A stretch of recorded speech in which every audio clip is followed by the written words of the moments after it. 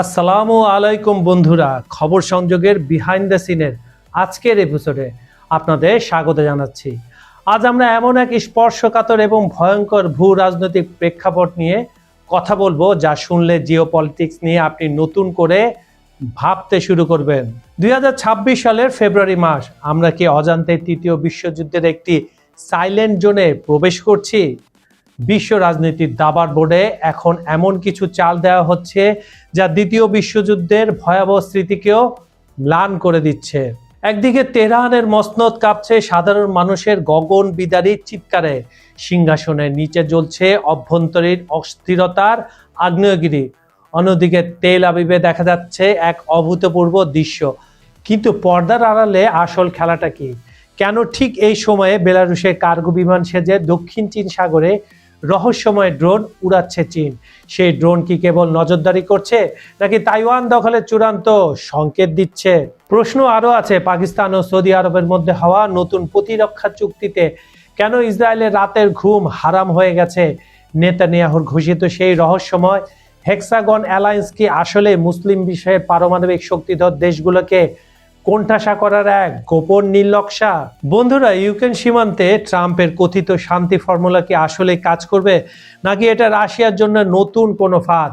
আজ আমরা কোনো সাধারণ খবর দেব না, আজ আমরা উন্মোচন করব 2026-এর সেই ভয়ঙ্কর এবং গোপন সমীকরণ যা চিরতরে বদলে দিতে পারে আপনার চেনা মানচিত্রকে। তেহরান থেকে তেল আবিব, কিয়েভ থেকে তাইওয়ান, পুরো বিশ্বের ভাগ্যের চাকা এখন কার হাতে? 2026 সালে ফেব্রুয়ারি, তেহরানের রাজপথ এখন আর কেবল প্রতিবাদের ভাষা নয়, বরং এক আগ্নেয়গিরির মুখে দাঁড়িয়ে রয়েছে। গত জানুয়ারি থেকে শুরু হওয়া, জানুয়ারি ঠিক না, 28শে ডিসেম্বর থেকে শুরু হওয়া সেই বিক্ষোভের ঢেউ কয়েক সপ্তাহ পার হলেও দমানো যায়নি। কিন্তু বিস্ময়কর বিষয় হলো, জনরোষের এই উত্তাল সমুদ্রে দাঁড়িয়ে সর্বোচ্চ নেতা আয়াতুল্লাহ খোমেনি এক চুলো নড়তে রাজি নন। তিনি নড়বেন কেন? তিনি তো সঠিক পথে রয়েছেন। এদিকে রাজনৈতিক বিশ্লেষক সাইদ হাজারিয়ান এক হাড়হিম করা সতর্কবার্তা দিয়েছেন। তিনি বলেছেন, তিনি অবশ্য পশ্চিমা ঢঙে কথাটা বলেছেন, ইরানের বর্তমান শাসন ব্যবস্থা এখন এতটাই জীর্ণ যে একের পর এক আছড়ে পড়া বিক্ষোভের ঢেউ সামলানোর ক্ষমতা তার চিরতরে হারিয়েছে। এ লোকটা বোধ হয় পশ্চিমেরই কথা মুখে ডাবিং করে বলছে, এভাবে তার কথাগুলো বের হয়ে আসছে। এদিকে বর্তমান প্রেসিডেন্ট মাসুদ পেজেশকিয়ানকে নিয়ে চলছে তীব্র সমালোচনা। তাকে খামেনির আজ্ঞাবহ প্রধান নির্বাহী কর্মকর্তা ছাড়া আর কিছুই মনে করছে না বিশ্লেষকরা। ইরানের অর্থনীতি এখন ধ্বংসস্তূপের উপর দাঁড়িয়ে, মুদ্রাস্ফীতি সাধারণ মানুষের নাগালের বাইরে চলে গেছে। মরার উপর খরার ঘা হিসাবে পেট্রোল ও রুটির মতো নিত্য পণ্যের উপর থেকে সরকারের ভর্তুকি তুলে নেওয়ায় সাধারণ মানুষ পিঠ এখন কোথায়? দেয়ালে ঠেকে গেছে বলে বিশ্লেষকরা বলছেন। এদিকে আরেক অর্থনীতিবিদ হোসেন রাকফারের মতে এই ভয়াবহ অভ্যন্তরীণ অস্থিরতা ইরানকে ভেতর থেকে কুরে কুরে খাচ্ছে। সরকার ড্রেসিং টেবিল সাজানোতে ব্যস্ত থাকলেও বড় সিদ্ধান্তগুলো নেওয়া হচ্ছে পর্দার আড়াল থেকে, সর্বোচ্চ নেতার কার্যালয় থেকে। একদিকে বিশ্ববিদ্যালয়গুলোতে ছাত্র বিক্ষোভ দমাতে সরকারের বাহিনীর তাণ্ডব, অন্যদিকে সাধারণ মানুষের পেটের ক্ষুধা, এই দুই মিলে ইরানকে ঠেলে দিয়েছে এক গৃহযুদ্ধের কিনারায়, এভাবে বলছেন পশ্চিমা বিশ্লেষক এবং অর্থনীতিবিদরা। রাকফারের সেই অমোঘ সতর্কবাণী এখন তেহরানের বাতাসে ভাসছে। এই অব্যবস্থাপনা আর জন অসন্তোষে ইরানকে কেবল দুর্বলই করেনি, বরং দেশটিকে দাঁড় করিয়ে দিয়েছে এক মহাপ্রলয়ঙ্কারী যুদ্ধের ঠিক প্রান্ত সীমায়। মধ্যপ্রাচ্যে ইসরায়েল, ভারত অক্ষ ও পাকিস্তানের মরণ ফাঁদ কি তৈরি হয়ে গেল? চলুন একটু শুনে আসি। নেতানিয়াহু যখন হেক্সাগন অ্যালায়েন্সের ঘোষণা দেন, তখন বিশ্ব রাজনীতিতে শুরু হয় এক প্রলয়ঙ্কারী মেরুকরণ। এই জোটের মূল লক্ষ্য হিসেবে উগ্র সুন্নি অক্ষ মোকাবেলা করার কথা বলা হলেও বিশ্লেষকদের মতে এর আসল লক্ষ্য হচ্ছে পাকিস্তান এবং তুরস্কের ক্রমবর্ধমান সামরিক উত্থানকে রুখে দেওয়া। এই দুইটা দেশ যেভাবে এগিয়ে যাচ্ছে সামরিক ক্ষেত্রে, সেটা চোখের কাঁটা হয়ে দাঁড়িয়েছে ইসরায়েল এবং ভারতের। সেই কথাটাই বোঝাতে যাচ্ছে বিশ্লেষকরা। বিশেষ করে 2025 সালে সৌদি আরব ও পাকিস্তানের মধ্যে স্বাক্ষর হওয়া ঐতিহাসিক কৌশলগত প্রতিরক্ষা চুক্তি ইসরায়েলের কপালে চিন্তার ভাঁজ ফেলেছে, কারণ পারমাণবিক শক্তিধর পাকিস্তানই এখন ইসরায়েলের প্রধান মাথা ব্যথার কারণ। পাকিস্তানের সাবেক রাষ্ট্রদূত মাসুদ খান একে চূড়ান্ত মুহূর্ত বলে অভিহিত করেছেন, কারণ এই চুক্তির ফলে ভারত ও ইসরায়েলের এমন এক প্রতিরক্ষা বলয় তৈরি করছে যা ইসলামাবাদের জন্য অস্তিত্বের সংকট হয়ে দাঁড়াবে ভবিষ্যতে।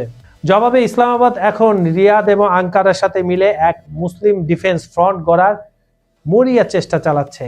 একদিকে ইসরায়েলের এআই চালিত যুদ্ধ প্রযুক্তি, অন্যদিকে পাকিস্তানের কৌশলগত ধৈর্য, সব মিলে মধ্যপ্রাচ্য থেকে দক্ষিণ এশিয়া এখন এক ভয়াবহ পারমাণবিক স্নায়ুযুদ্ধের দোরগোড়ায় দাঁড়িয়ে।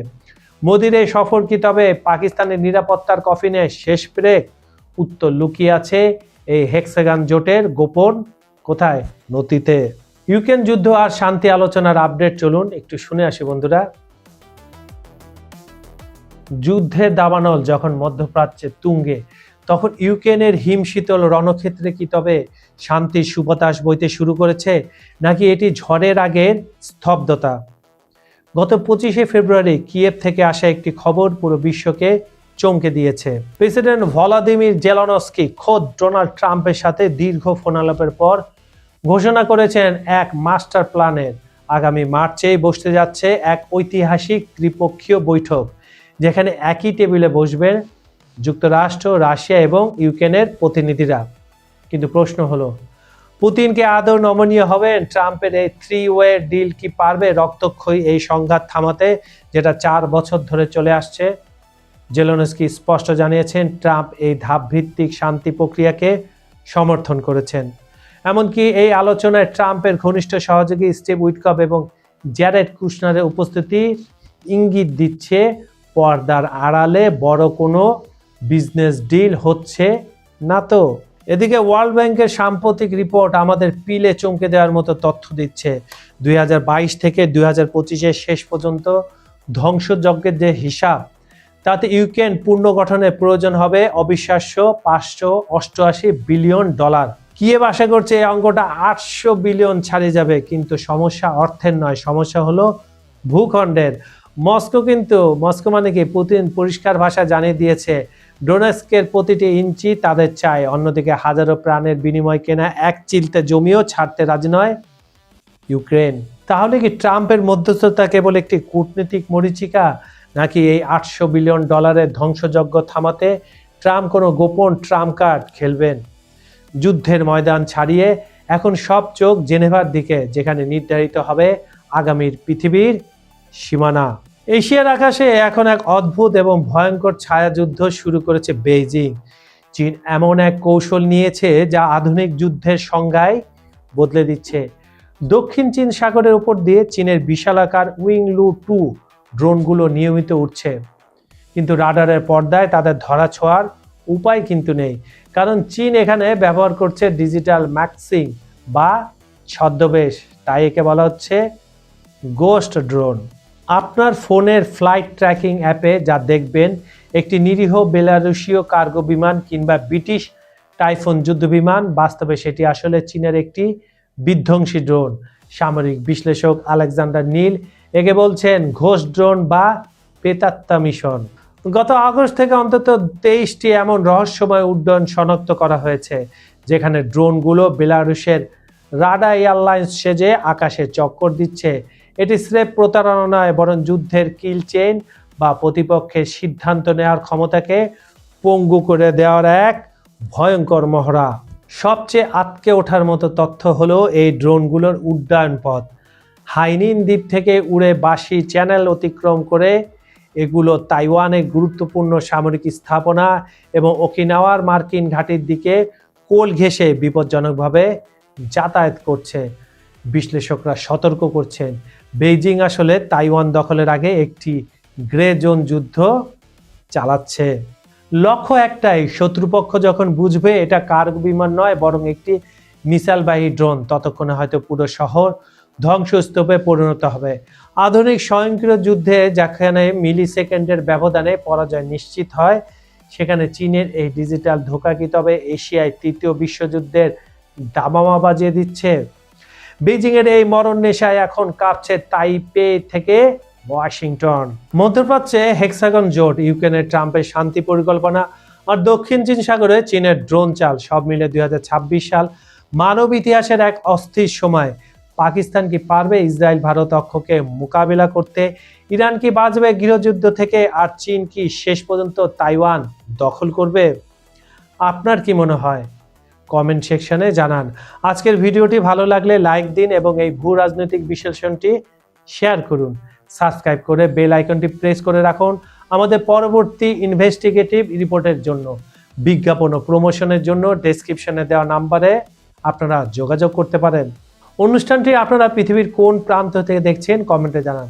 বাংলাদেশ, ভারত, পাকিস্তান, নেপাল, মালয়েশিয়া, ইন্দোনেশিয়া, চীন, Japan, Korea, America, London, Italy, Spain, German, France, Europe, Ukraine, Brazil, Argentina, Africa কিংবা কুয়েত, দুবাই, যেখান থেকে দেখুন না কেন আমরা আপনার মতামত শুনতে চাই, বারবার শুনতে চাই। আজ এই পর্যন্ত আমি কাজল হায়দার বিদায় নিচ্ছি। প্রতিশ্রুতি থাকলো কাল একই সময় আবার ফিরব নতুন টপিক, গভীর বিশ্লেষণ আর আরো বড় দৃষ্টিভঙ্গি নিয়ে। ভালো থাকুন, নিরাপদে থাকুন। আল্লাহ হাফেজ।